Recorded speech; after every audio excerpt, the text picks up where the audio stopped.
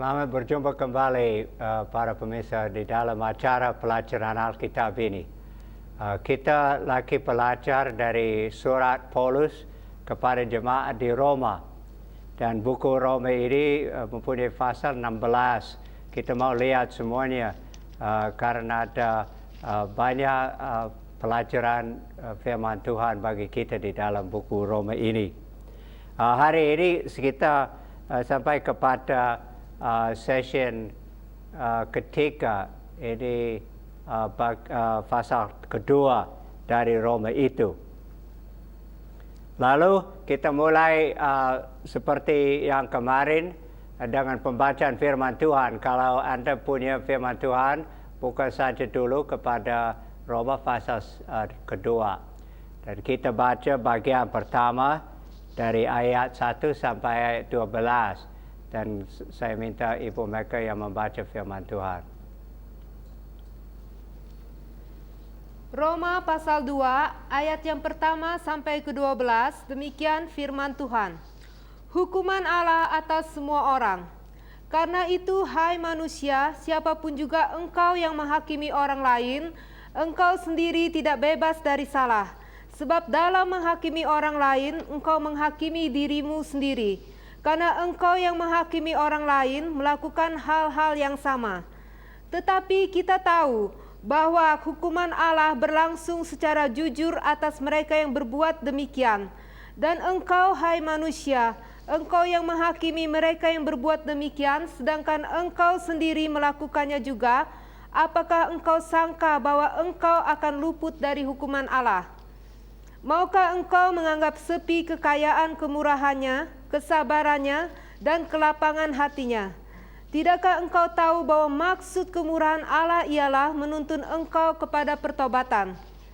Tetapi oleh kekerasan hatimu yang tidak mau bertaubat, engkau menimbulkan murka atas dirimu sendiri pada hari waktu mana murka dan hukuman Allah yang adil akan dinyatakan. Ia akan membalas setiap orang menurut perbuatannya, yaitu hidup kekal kepada mereka yang dengan tekun berbuat baik, mencari kemuliaan, kehormatan, dan ketidakbinasaan.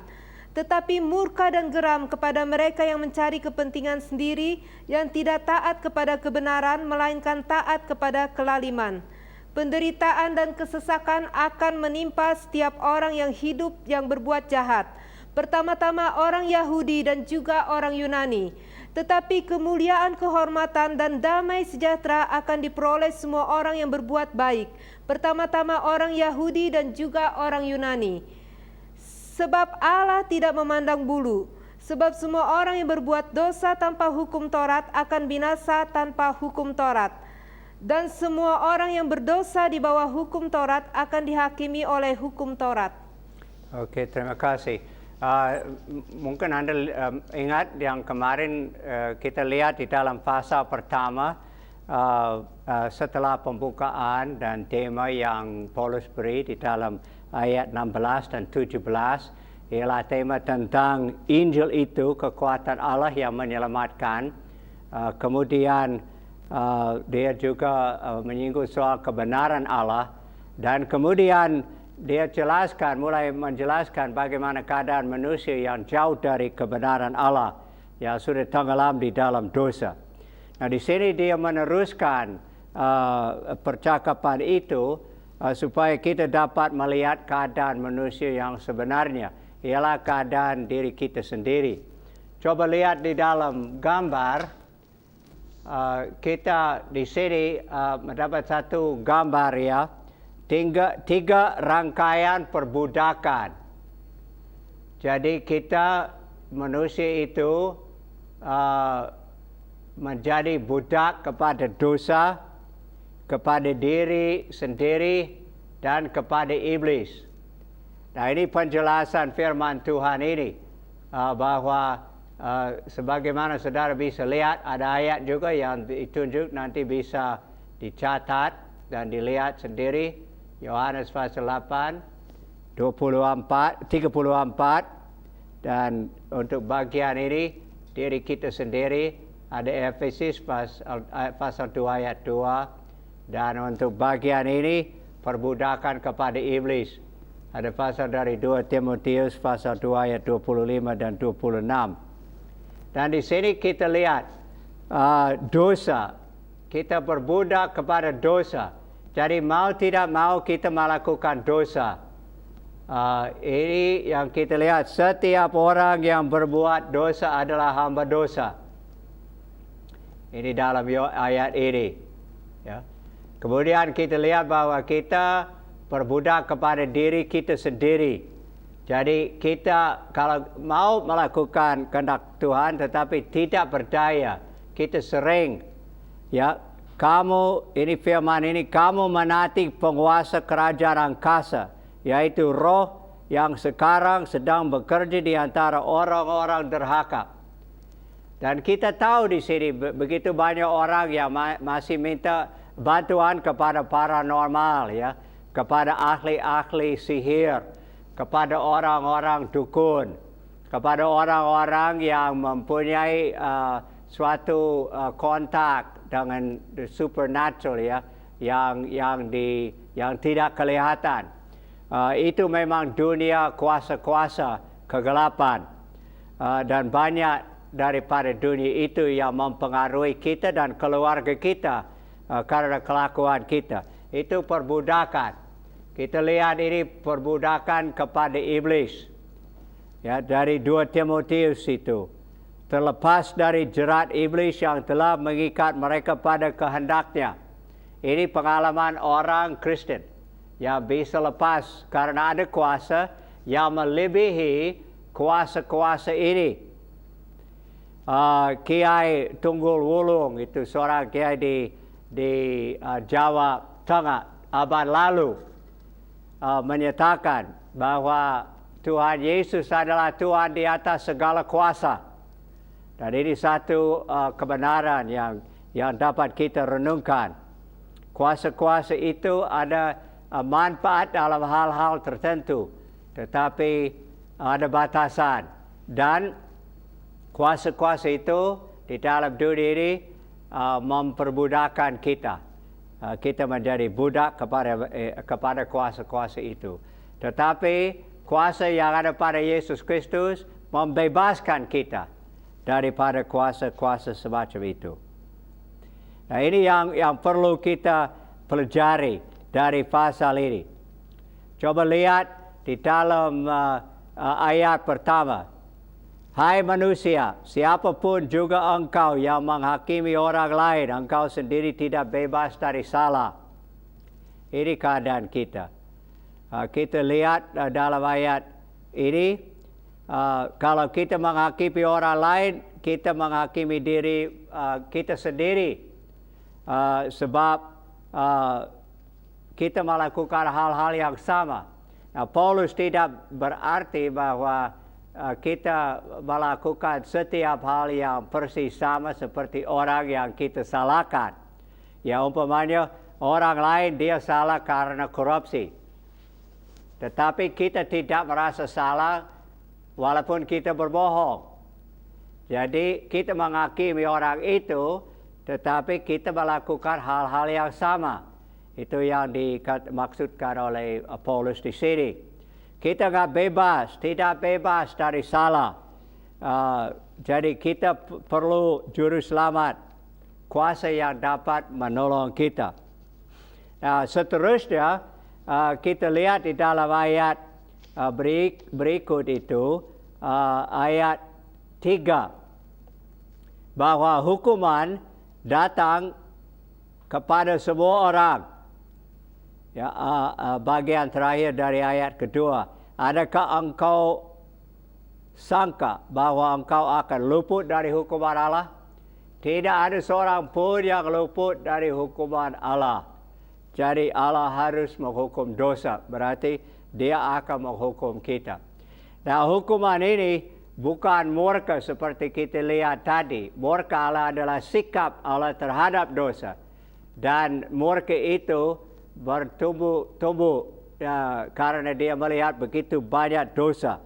Tetapi ini hukuman, ini satu sanksi, ya, satu tindakan terhadap kita untuk menghukum kita karena dosa itu. Dan kita tahu bahwa orang yang tidak bertobat, yang tidak ditolong oleh Tuhan, dibuang ke dalam neraka. Itu yang hukuman yang paling berat dan hukuman yang terakhir. Tetapi sebelum itu, Tuhan sudah menghukum kita. Dia mungkin membiarkan kita mendapat penyakit, atau dia membiarkan kita mengalami suatu kecelakaan, atau dia membiarkan kita kehilangan pekerjaan, atau dia kirim malapetaka terhadap semacam musibah terhadap kita supaya kita bisa sadar terhadap Tuhan. Jadi ini hukuman yang Tuhan jalankan sekarang. Bukan nanti saja yang kita dapat hukuman. Seringkali ada hukuman yang datang dari Tuhan, kita lari kepada kuasa-kuasa kegelapan supaya kita bisa luput dari hukuman itu. Walaupun maksud Tuhan supaya kita bertobat, supaya kita sadar dan mengerti, tetapi kita mau luput daripada hukuman Tuhan itu dengan memakai kuasa-kuasa kegelapan. Itu serba salah, bukan? Tambah lagi kesalahan kita. Kemudian Tuhan bilang dalam ayat 4 dan ayat ke-5, harus ada pertobatan. Ya, coba lihat ayat 4 dan ayat ke-5. Maukah engkau menganggap sepi kekayaan kemurahannya, kesabarannya, dan kelapangan hatinya? Tidakkah engkau tahu bahwa maksud kemurahan Allah ialah menuntun engkau kepada pertobatan? Ini maksud Allah, supaya kita bertobat. Dan banyak orang tidak mau bertobat. Ada orang lain yang tidak mengerti bertobat. Ada orang lain yang mau bertobat tapi tidak tahu bagaimana kita harus bertobat. Jadi macam-macam orang. Itu sebabnya kita membaca firman Tuhan, karena firman Tuhan menjelaskan kepada kita cara pertobatan. Dan ini yang kita akan lihat di sini. Ayat ke-5, kekerasan hati manusia yang membawa dia kepada tujuan, kepada akibat yang fatal, ya, yang menghancurkan dia.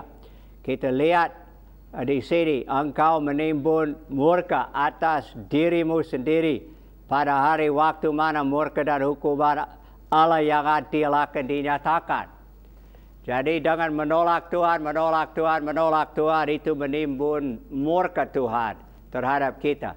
Jadi bukan hukuman saja, tapi murka itu sikap Allah terhadap kita. Tidak senang dengan tindakan kita. Tuhan bekerja.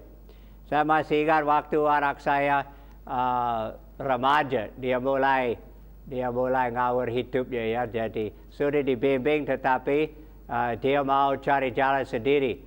Kalau sudah pemuda, dia mulai melakukan hal-hal yang tidak baik. Jadi kami kasih ingatan, tetapi toh mau, ya, karena hatinya memberontak. Tetapi kami berdoa supaya Tuhan jaga dia, jangan sampai terlalu jauh dia sehingga mendapat malapetaka atau hukuman Tuhan yang terlalu berat. Lalu dia berbuat salah, Tuhan nyatakan. Dia berbuat salah, Tuhan nyatakan. Selalu dia ditangkap, entah di sekolah atau di luar, pokoknya apa saja yang dia buat di luar peraturan, Tuhan tahu, langsung Tuhan hubungkan orang yang berkuasa untuk mencegah anak saya di dalam hal ini. Nah, dia tahu masih bisa melakukan kesalahan-kesalahan, tetapi Tuhan membantu di dalam hal ini. Nah, walaupun Tuhan menjawab doa, namun tetap ada murka Tuhan terhadap kelakuan anak saya. Itu yang saya tahu. Anak saya bilang, ya tidak apa-apa, saya tidak melakukan hal terlalu salah. Ya, nanti Tuhan mengampuni, saya juga bisa masuk surga, saya percaya. Saya bilang, ini belum tentu, you harus hati-hati. Itu murka Tuhan yang bertimbun karena hal-hal ini. Nah, lambat laun puji Tuhan anak saya bisa bertobat. Tetapi ini contoh yang kita lihat di dalam firman Tuhan. Itu membimbing kita bagaimana keadaan kita. Nah, coba kita lihat seterusnya di dalam ayat-ayat. Kalau orang durhaka begini, orang berdosa begini, bagaimana orang yang benar? Dan kita lihat dulu ayat 13 sampai 16. Mari kita baca lagi. Roma pasal yang kedua, ayat yang ke-13 sampai dengan ke-16, demikian firman Tuhan. Karena bukanlah orang yang mendengarkan hukum Taurat yang benar di hadapan Allah, tetapi orang yang melakukan hukum Tauratlah yang akan dibenarkan. Apabila bangsa-bangsa lain yang tidak memiliki hukum Taurat oleh dorongan diri sendiri melakukan apa yang dituntut hukum Taurat, maka walaupun mereka tidak memiliki hukum Taurat, mereka menjadi hukum Taurat bagi diri mereka sendiri. Sebab dengan itu mereka menunjukkan bahwa isi hukum Taurat ada tertulis di dalam hati mereka, dan suara hati mereka turut bersaksi dengan pikiran mereka, saling menuduh atau saling membela. Hal itu akan nampak pada hari bila mana Allah sesuai dengan Injil yang kuberitakan akan menghakimi segala sesuatu yang tersembunyi di dalam hati manusia oleh Kristus Yesus. Oke, terima kasih. Nah, mari kita lihat gambar berikut ini. Coba pikirkan dulu gambar ini. Apakah Anda lihat di dalam gambar ini sesuatu yang dapat menggambarkan firman Tuhan itu tadi? Ya, jadi ini orang yang berjalan, ya. Kemudian kita lihat bahwa ada jurang di sini, ya. Ada jurang di sini. Dia tidak bisa melangkahi jurang ini. Ini di sebelah sini itu daerah Tuhan, ya, dunia yang akan datang, di mana kita bersama-sama dengan Tuhan. Orang ini ingin masuk ke tempat Tuhan ini. Lalu dia bikin jembatan karena dia tidak dapat melompat begitu jauh. Dia bikin jembatan. Tetapi jembatannya itu usahanya sendiri. Dia membuat satu jembatan di sini, dan kita lihat bahwa jembatan ini belum nyampai, bukan? Saya masih ingat waktu mereka bikin jembatan di Ciranjang, ya, Raja Mandala itu. Di antara Jakarta dan Bandung. Jembatan itu dibuat lama sekali. Ini juga menuju begini dari kiri kanan malah itu jembatan itu. Tetapi sebelum sampai nggak bisa dipakai. Dan ini orang ini belum sampai, dia nggak bisa pakai jembatan ini. Kalau dia injak jembatan ini, dia akan jatuh juga. Usahanya sendiri tidak akan membawa dia kepada Tuhan. Kita lihat di dalam ayat 13 yang dibaca tadi. Untuk pertama kali kita lihat kata ini, dibenarkan. Tadi kita lihat kata dalam pasal pertama, kebenaran Allah. Sekarang kita lihat kata ini di dalam bentuk pasif, ya, yang akan dibenarkan. Perkataan ini sangat penting untuk Paulus di dalam surat ini, dan sangat penting untuk kita, ya, kalau kita mau mengerti keselamatan jiwa. Bagaimana kita bisa sampai kepada Tuhan? Bagaimana jalannya? Ini juga ada hubungan dengan ayat 17 di dalam pasal 1. Sebab di dalamnya nyata kebenaran Allah, yaitu di dalam Injil, nyata kebenaran Allah yang bertolak dari iman dan memimpin kepada iman. Seperti ada tertulis, orang benar akan hidup oleh iman. Ya, jadi ini kebenaran Allah ini yang ingin kita capai. Tetapi kita nggak bisa sendiri. Kebenaran ini harus diberi kepada kita oleh Tuhan. Jadi ini kebenaran yang berarti orang kudus, Allah yang Maha Kudus, Allah yang benar. Kita tidak benar. Tetapi kalau Allah membenarkan kita, kita juga menjadi kudus di mata Tuhan. Nah, bagaimana hal itu bisa jadi?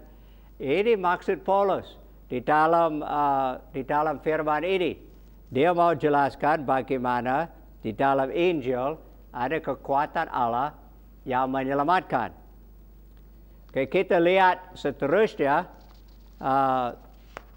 di dalam ayat 14. Ya. Ada yang tidak memiliki hukum Taurat. Ya. Bangsa-bangsa yang tidak memiliki hukum Taurat, bagaimana mereka? Umpamanya tidak ada hukum Tuhan, tidak ada firman Tuhan.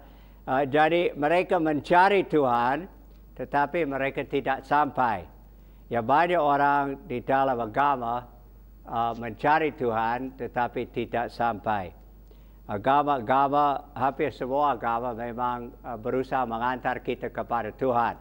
Tetapi tidak ada jaminan di luar jaminan yang diberi Tuhan sendiri. Nah, bagaimana jaminan itu? Paulus terangkan di sini, orang berusaha mencari Tuhan. Kemudian kita lihat di dalam ayat 16. Hal ini akan nampak pada hari bila mana Allah sesuai dengan Injil yang kuberitakan akan menghakimi segala sesuatu yang tersembunyi di dalam hati manusia oleh Kristus Yesus. Ya, satu waktu itu Yesus datang, imam yang adil, yang mempunyai kedaulatan untuk menghakimi orang. Dan dia akan menyatakan kuasanya pada waktu itu. Tetapi bagaimana kita? Coba kita baca seterusnya di dalam pasal ini ayat 17 sampai ayat 29. Roma pasal 2 ayat 17 sampai 29, demikian firman Tuhan. Hukum Taurat dan sunat tidak menyelamatkan orang Yahudi. Tetapi jika kamu menyebut dirimu orang Yahudi dan bersandar kepada hukum Taurat, bermegah di dalam Allah dan tahu akan kehendaknya, dan oleh karena diajar dalam hukum Taurat, dapat tahu mana yang baik dan mana yang tidak baik, dan yakin bahwa engkau adalah penuntun orang buta dan terang bagi mereka yang di dalam kegelapan, pendidik orang bodoh dan pengajar orang yang belum dewasa, karena dalam hukum Taurat engkau memiliki kegenapan segala kepandaian dan kebenaran. Jadi bagaimanakah engkau yang mengajar orang lain, tidakkah engkau mengajar dirimu sendiri? Engkau yang mengajar jangan mencuri, mengapa engkau sendiri mencuri? Engkau yang berkata jangan berzina, mengapa engkau sendiri berzina? Engkau yang jijik akan segala berhala, mengapa engkau sendiri merampok rumah berhala? Engkau bermegah atas hukum Taurat, mengapa engkau sendiri menghina Allah dengan melanggar hukum Taurat itu? Seperti ada tertulis, sebab oleh karena kamulah nama Allah dihujat di antara bangsa-bangsa lain. Sunat memang ada gunanya jika engkau mentaati hukum Taurat. Tetapi jika engkau melanggar hukum Taurat, maka sunatmu tidak ada lagi gunanya. Jadi jika orang yang tak bersunat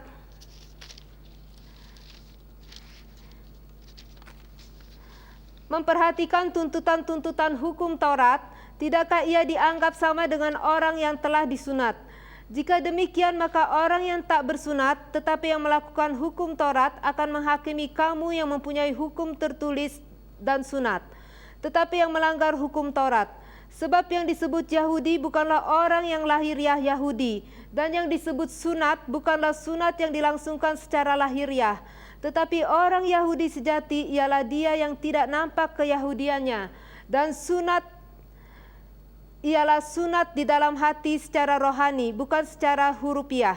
Maka pujian baginya datang bukan dari manusia, melainkan daripada Allah. Oke, terima kasih.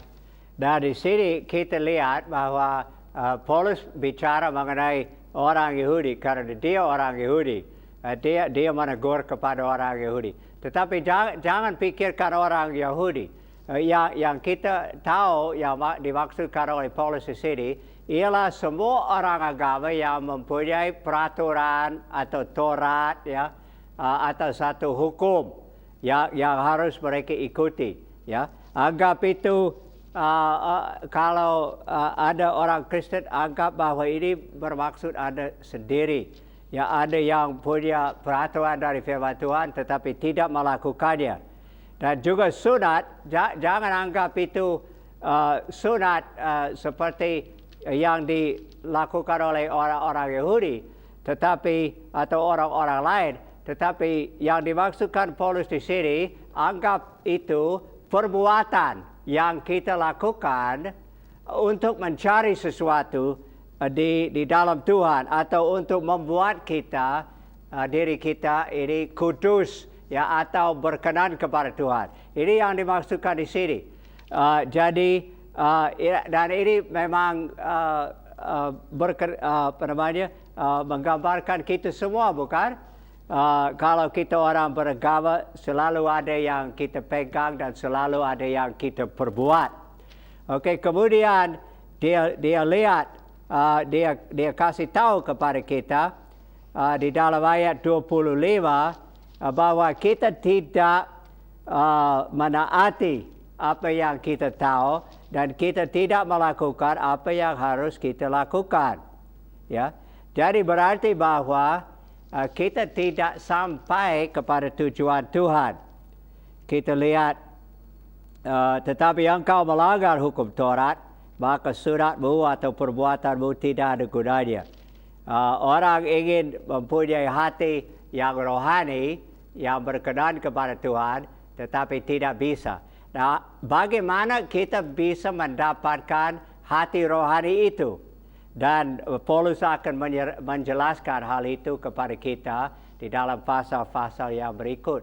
Karena di dalam Yesus Kristus, di dalam Injil, Tuhan membuka jalan di mana kita mendapatkan hati rohani yang suci itu. Ya, sekian dulu pelajaran kita ini, dan kita akan bertemu lagi nanti untuk melanjutkan pasal ketiga.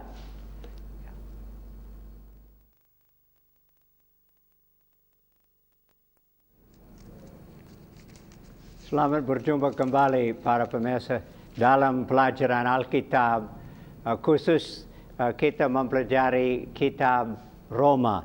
Itu surat Paulus kepada jemaat di Roma. Dan session ini adalah session keempat, ya, pasal ketiga di dalam surat Roma ini. Di dalam pasal pertama, kita melihat bagaimana Paulus membukakan kepada kita bahwa di dalam Injil ada kekuatan Allah. Bahkan Injil adalah kekuatan Allah yang menyelamatkan. Itu dalam pasal pertama ayat 16. Di situ dikatakan juga ayat 17, sebab di dalamnya nyata kebenaran Allah. Di dalam Injil itu kebenaran Allah yang nyata. Nah, kemudian dikasih tantangan kepada kita. Bagaimana kita manusia bisa mendapatkan kebenaran Allah itu. Atau kita bisa menghampiri Tuhan.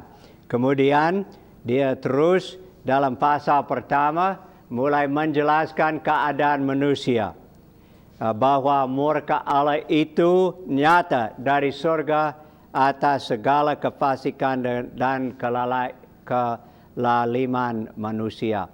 Itu ayat 18. Dan seterusnya, seperti yang kita bahas kemarin dulu, waktu dalam pelajaran pasal pertama. Ya, kemudian pasal kedua melanjutkan pemikiran Paulus ini. Melalui pimpinan Roh Kudus, Paulus menjelaskan kepada kita di dalam pasal kedua bahwa ada hukuman Allah atas semua orang. Bukan saja murka Allah yang sikap Allah terhadap dosa, tetapi satu hukuman yang dijalankan oleh Tuhan terhadap orang yang berdosa. Berarti hukuman sekarang ini karena orang dia mengalami akibat daripada dosa-dosanya, dan juga pada hari yang akan datang di mana kita meninggal dunia ini, kita harus berhadapan dengan Tuhan dan kita harus bertanggung jawab atas segala yang kita lakukan. Kemudian dia bilang bahwa orang yang beragama pun kita mengerti bahwa orang agama mempunyai peraturan, mempunyai hukum, mempunyai Taurat, ya, dan orang agama mempunyai perbuatan.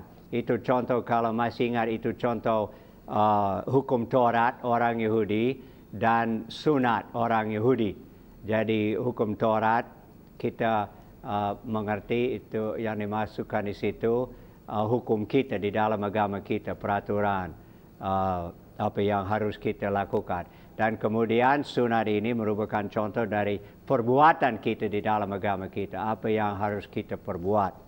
Dan Paulus menjelaskan kepada kita bahwa justru hal itu tidak dapat menyelamatkan.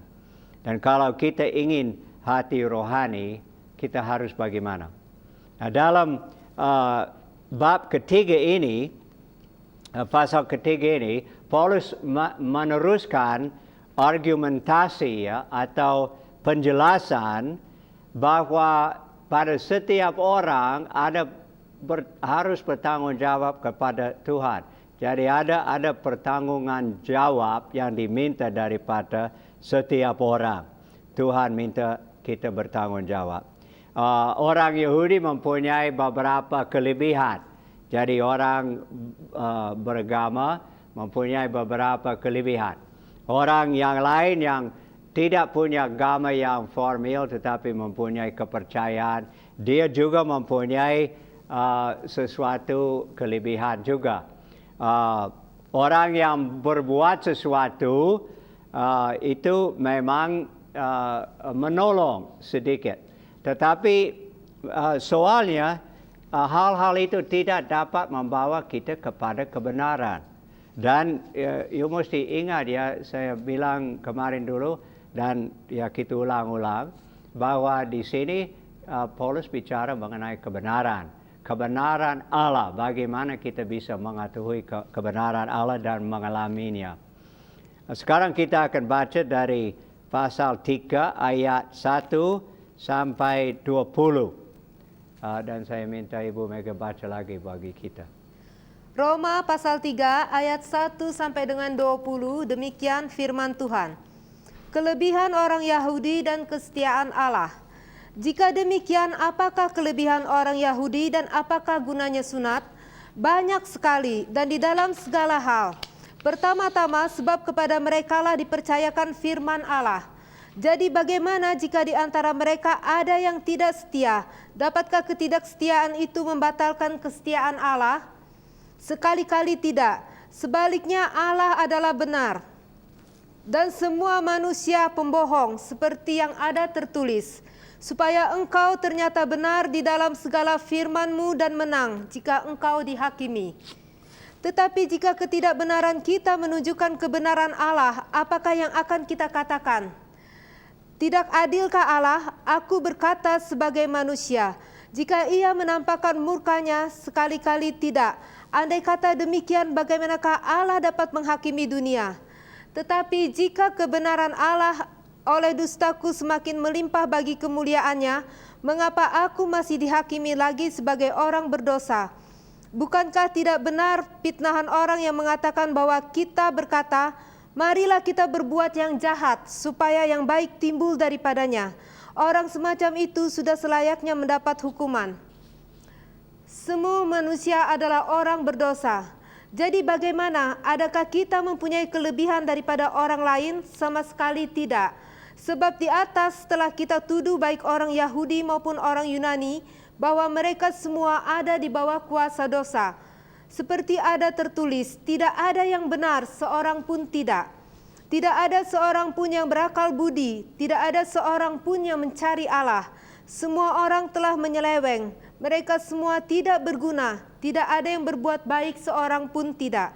Kerongkongan mereka seperti kubur yang ternganga, lidah mereka merayu-rayu, bibir mereka mengandung bisa, mulut mereka penuh dengan sumpah serapah, kaki mereka cepat untuk menumpahkan darah, keruntuhan dan kebinasaan mereka tinggalkan di jalan mereka, dan jalan damai tidak mereka kenal. Rasa takut kepada Allah tidak ada pada orang itu. Tetapi kita tahu bahwa segala sesuatu yang tercantum di dalam kitab Taurat ditujukan kepada mereka yang hidup di bawah hukum Taurat, supaya tersumbat setiap mulut dan seluruh dunia jatuh ke dalam hukuman Allah. Sebab tidak seorang pun yang dapat dibenarkan di hadapan Allah oleh karena melakukan hukum Taurat, karena justru oleh hukum Taurat orang mengenal dosa. Oke, terima kasih atas firman itu, dan saudara-saudara lihat terus di dalam punya Alkitab dan coba melihat gambar ini dan memikirkan apa artinya gambar ini sesuai dengan firman yang baru kita baca ya. Di dalam gambar ini kita lihat apa yang menjadi hal-hal yang kita pakai untuk menyelamatkan ya. Di sini dikatakan hal-hal yang tidak dapat menyelamatkan, tetapi ini yang kita kadang-kadang pakai sebagai jalan keselamatan. Umpamanya uang. Atau orang yang berpikir kalau dia punya banyak uang, dia bisa beli apa yang dia butuh ya, dari orang-orang yang beragama, dari pemimpin-pemimpin agama atau apa, dia bisa dengan uang dia mendapatkan suatu berkat ya yang membawa dia kepada Tuhan. Kemudian kita lihat di sini ini satu gambar tentang keranjang dengan buah-buahan itu. Ini seperti persembahan Kain.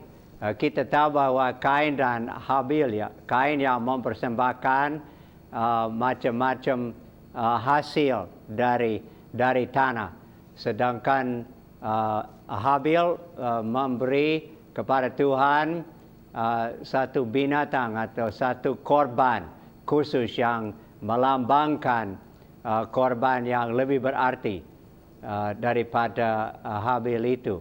Jadi apa korban itu yang sebenarnya yang harus kita beri kepada Tuhan? Kemudian lihat sebelah sini usaha orang Kristen, ya, orang yang pergi ke gereja, masuk gereja. Mungkin setiap hari Minggu masuk gereja dengan pemikiran bahwa usaha mereka dapat menyelamatkan mereka. Kemudian ada yang berdoa.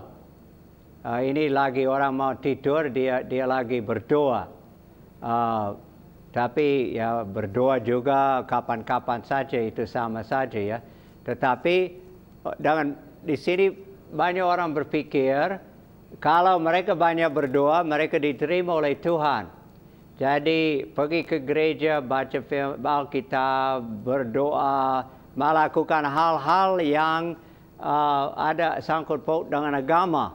Jadi di situ Tuhan senang dan dia mau menyelamatkan. Ini pikiran manusia. Nah, kita kembali kepada firman Tuhan yang dibaca tadi. Kita lihat apa yang dijelaskan oleh Paulus kepada kita. Lihat dalam ayat pertama.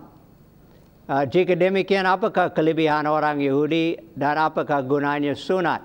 Jadi sekali lagi saya ingatkan saudara, jangan pikirkan orang Yahudi dan sunat. Maksudnya di sini apakah kelebihan orang yang beragama dan apakah gunanya perbuatan mereka seperti yang kita lihat tadi di dalam gambar.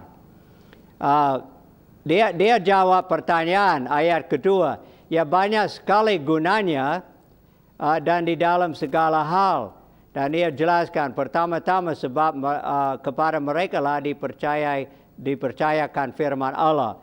Jadi ada suatu dorongan di dalam hati mereka untuk menghampiri Allah. Jadi itu yang kita lihat di sini. Tuhan bekerja supaya mereka terdorong untuk mendekati kepada Allah. Kalau orang Yahudi memang diberi firman Tuhan perjanjian lama, dan kepada kita diberi perjanjian baru, tambah lagi perjanjian lama dengan perjanjian baru. Jadi ada suatu petunjuk bagi kita yang mencari Tuhan. Nah, kemudian di dalam ayat ketiga, jadi bagaimana jika di antara mereka yang tidak setia, dapatkah ketidaksetiaan itu membatalkan kesetiaan Allah?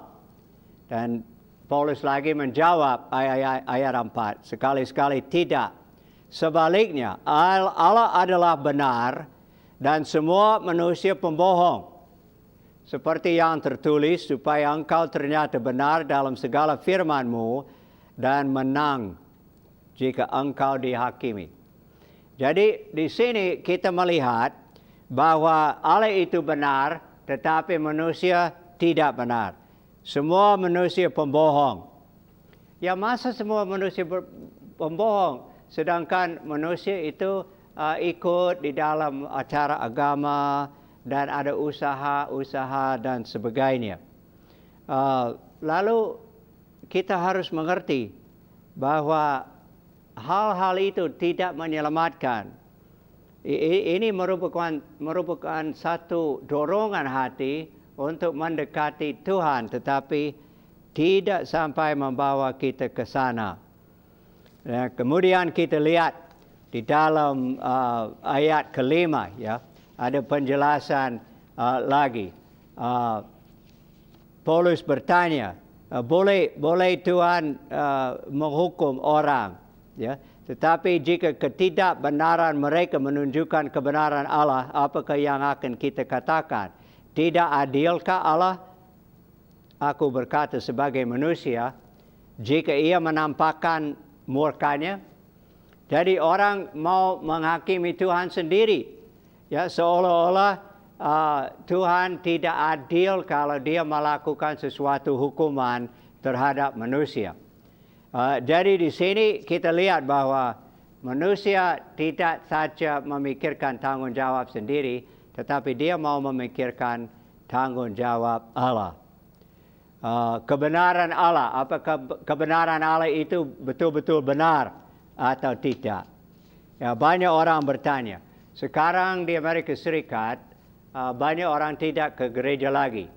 Karena mereka tidak begitu senang cara Tuhan menegur, ya, atau cara Tuhan membimbing mereka. Atau mereka tidak menyetujui apa yang Tuhan minta dari mereka. Tindakan-tindakan yang harus mereka ambil. Lalu mereka lari.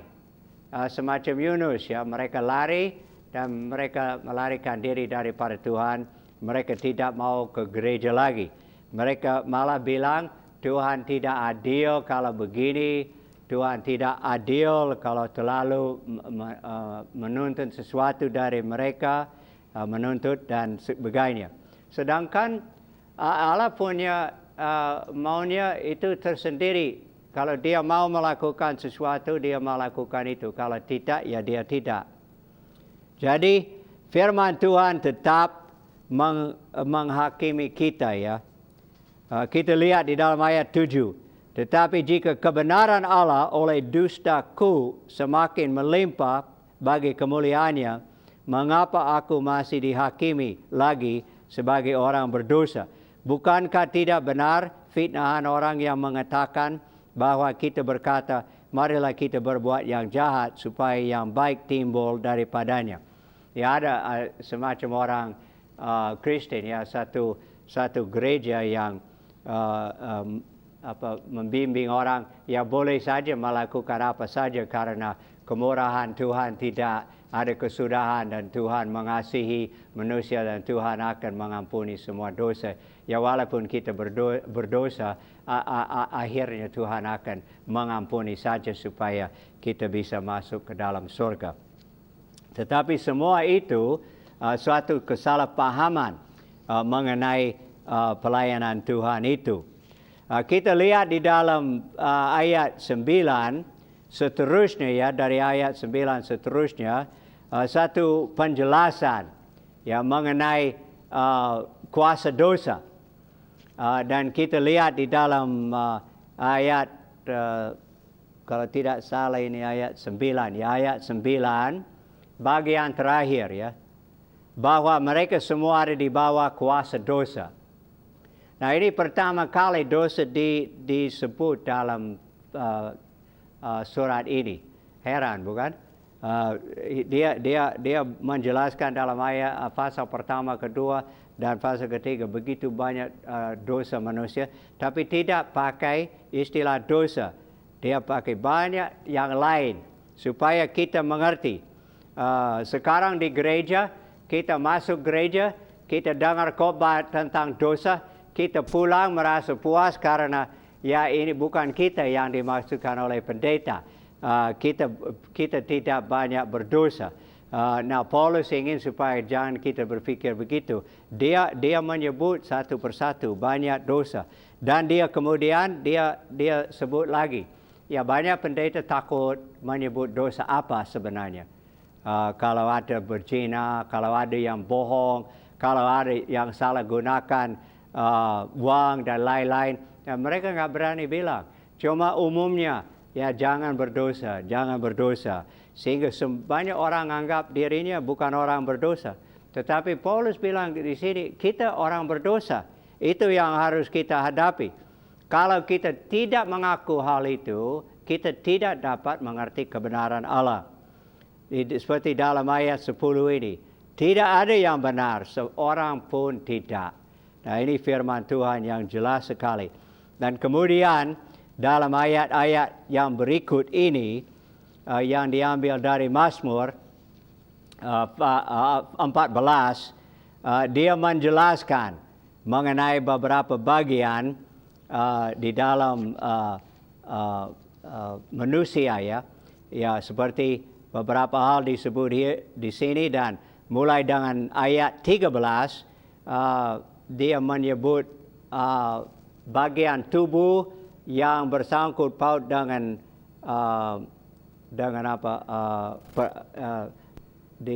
kemampuan untuk berkata-kata, ya, untuk bicara, kerongkongan, lidah, bibir, mulut, dan sebagainya. Itu yang 13-14 ini. Dan 15 mengenai kaki. Ya, kaki yang membawa kita kepada hal yang tidak bagus. Kemudian ayat 16-17 mengenai kebinasaan yang akibat daripada itu. Sampai kepada ayat 20. Sebab tidak seorang pun yang dapat dibenarkan di hadapan Allah oleh karena melakukan hukum Taurat. Karena justru oleh hukum Taurat orang mengenal dosa. Nah, ini yang menjadi suatu pelajaran bagi kita, bahwa kita tidak dibenarkan di hadapan Allah oleh karena kita tahu Alkitab atau melakukan peraturan-peraturan Kristen seperti pergi ke gereja, berdoa, dan sebagainya. Bukan itu yang menyelamatkan. Walaupun kalau kita diselamatkan, toh kita harus melakukan hal-hal itu. Nah, sekarang kita akan baca selanjutnya dalam bagian kedua. Kita baca dari ayat 21 sampai dengan ayat 31. Silakan Ibu Mega baca firman bagi kita. Roma pasal 3 ayat yang ke-21 sampai dengan 31, demikian firman Tuhan. Manusia dibenarkan karena iman. Tetapi sekarang tanpa hukum Taurat kebenaran Allah telah dinyatakan, seperti yang disaksikan di dalam kitab Taurat dan kitab-kitab para nabi, yaitu kebenaran Allah karena iman di dalam Yesus Kristus bagi semua orang yang percaya. Sebab tidak ada perbedaan, karena semua orang telah berbuat dosa dan telah kehilangan kemuliaan Allah, dan oleh kasih karunia telah dibenarkan dengan cuma-cuma karena penebusan di dalam Kristus Yesus.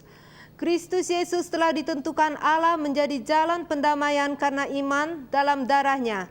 Hal ini dibuatnya untuk menunjukkan keadilannya, karena Ia telah membiarkan dosa-dosa yang telah terjadi dahulu pada masa kesabarannya. Maksudnya ialah untuk menunjukkan keadilannya pada masa ini, supaya nyata bahwa ia benar dan juga membenarkan orang yang percaya kepada Yesus. Jika demikian, apakah dasarnya untuk bermegah? Tidak ada. Berdasarkan apa? Berdasarkan perbuatan? Tidak, melainkan berdasarkan iman. Karena kami yakin bahwa manusia dibenarkan karena iman, dan bukan karena ia melakukan hukum Taurat. Atau adakah Allah hanya Allah orang Yahudi saja? Bukankah ia juga adalah Allah bangsa-bangsa lain? Ya benar, ia juga adalah Allah bangsa-bangsa lain. Artinya kalau ada satu Allah yang akan membenarkan baik orang-orang bersunat karena iman, maupun orang-orang tidak bersunat juga karena iman, jika demikian adakah kami membatalkan hukum Taurat karena iman? Sama sekali tidak. Sebaliknya kami meneguhkannya. Ya, terima kasih. Di sini kita lihat Paulus menjelaskan kata sedemikian rupa sehingga itu seperti sarjana hukum, bukan? Dia lagi dalam ayat 21 kembali kepada kebenaran Allah itu. Sekarang tanpa hukum Taurat, kebenaran Allah telah dinyatakan seperti yang disaksikan dalam kitab Taurat dan kitab-kitab para nabi. Lalu ada kebenaran Allah yang di luar peraturan agama, yang di luar perbuatan agama. Hal itu disaksikan di dalam kitab Taurat sendiri dan juga di dalam kitab-kitab para nabi. Apa itu kebenaran Allah itu? Ayat 22, yaitu kebenaran Allah karena iman dalam Yesus Kristus bagi semua orang yang percaya. Nah, sekarang dia kembali. Sudah dia dulu bilang bahwa kebenaran Allah ada kaitan dengan Yesus Kristus. Dia kembali kepada pokok itu. Karena dia sudah jelaskan bahwa di dalam perbuatan kita, di dalam hukum peraturan agama kita tidak ada yang dapat membenarkan. Tetapi di dalam Yesus Kristus ada sesuatu yang dapat membenarkan. Dan di sini juga ayat 22, tolong perhatikan, Paulus menghubungkan kebenaran Allah, kepercayaan kepada Yesus Kristus dengan iman. Istilah iman itu. Nah, tolong lihat seterusnya dalam bagian ayat ini. Ayat 24. Dan oleh karena kasih karunia telah dibenarkan dengan cuma-cuma karena penebusan dalam Kristus Yesus. Kemudian ayat 25, Kristus Yesus telah ditentukan Allah menjadi jalan pendamaian karena iman dalam darahnya. Kemudian ayat 26, bagian terakhir, bahwa ia benar dan juga membenarkan orang yang percaya kepada Yesus. Kemudian ayat 28, karena kami yakin bahwa manusia dibenarkan karena iman dan bukan karena ia melakukan hukum Taurat. Dan lagi dalam ayat 30, artinya kalau ada satu Allah yang akan membenarkan baik orang-orang bersunat karena iman maupun orang-orang tak bersunat juga karena iman. Nah, pasal 4 adalah penjelasan tentang iman. Ini semakin berkembang ya dan semakin kaya firman Tuhan di sini. Kita lihat di dalam gambar di sini salib Tuhan Yesus Kristus. Sebab di dalam ayat 25 dikatakan begini. Ayat 25, Kristus Yesus telah ditentukan Allah menjadi jalan pendamaian karena iman dalam darahnya. Jadi tidak ada jalan pendamaian dengan Tuhan, tidak ada jalan pembenaran di dalam Tuhan tanpa darah. Dan di sini dijelaskan dengan jelas sekali bahwa itu lewat darah Yesus Kristus. Nah, kenapa darah Yesus Kristus bisa menyelamatkan kita? Di sini, di dalam salib kita melihat itu, dan Paulus akan menjelaskan hal itu kepada kita seterusnya di dalam pasal-pasal yang berikut. Tetapi ini yang Paulus beri kepada kita, harus lihat salib. Tanpa salib tidak ada pengampunan dosa. Tanpa salib tidak ada kekalahan maut. Semua itu yang dilakukan oleh Tuhan di dalam Tuhan Yesus Kristus. Kita lihat di dalam ayat 22 bahwa Perjanjian Lama menyaksikan kebenaran ini di dalam Juru Selamat. Jauh sebelum Tuhan Yesus datang, ini sudah dinubuatkan oleh nabi-nabi di dalam Perjanjian Lama. Kita lihat bahwa di dalam ayat 23, karena semua orang telah berbuat dosa. Ya, ini ayat yang membawa kita kepada pengertian. Semua orang telah berbuat dosa dan telah kehilangan kemuliaan Allah. Ya, kalau kita tidak merasa berbuat dosa, ya kita akan menolak berita Tuhan ini. Kita harus percaya bahwa Tuhan memberi jalan. Dan seterusnya dalam pasal 4 kita mengupas lagi apa yang dikatakan Paulus kepada kita. Sekian dulu, terima kasih.